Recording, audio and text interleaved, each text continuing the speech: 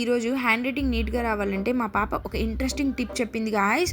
అది వినగానే మహేష్ బాబు గారి డైలాగ్, ఎవడు కొడితే దిమ్మ తిరిగి మైండ్ బ్లాక్ అయిపోతావు ఆడే పండుగ. అలా నా మైండ్ ఈవిడ డైలాగ్తో బ్లాక్ అయింది గాయ్స్. అదేదో చూద్దామా? I'd say let's go into the video. ఇప్పుడు హోంవర్క్ స్టార్ట్ చేయమ్మా. ఓకే అమ్మా అని చక్కగా స్టార్ట్ చేసింది. ఒక 2 words రాసింది, పెన్సిల్ షార్ప్ చేసింది. మళ్ళీ 1 word రాసింది, మళ్ళీ పెన్సిల్ షార్ప్ చేసింది. ఇంకా నా పేషెన్స్కి టెస్ట్ అనుకోండి. ఇంకా నాకు ఫ్రస్ట్రేషన్ వచ్చేసింది. దీపు ఎన్నిసార్లు షార్ప్ చేస్తావు, స్టాప్ షార్పింగ్ అన్న. అంతే. ఏంటమ్మా నీట్గా రాయమంటావు, పెన్సిల్ షార్ప్ చేస్తే తిడతావు. పెన్సిల్ షార్ప్గా లేకపోతే హ్యాండ్ రైటింగ్ నీట్గా ఎలా వస్తుంది అని నాకే పెద్ద పంచ్ ఇచ్చింది.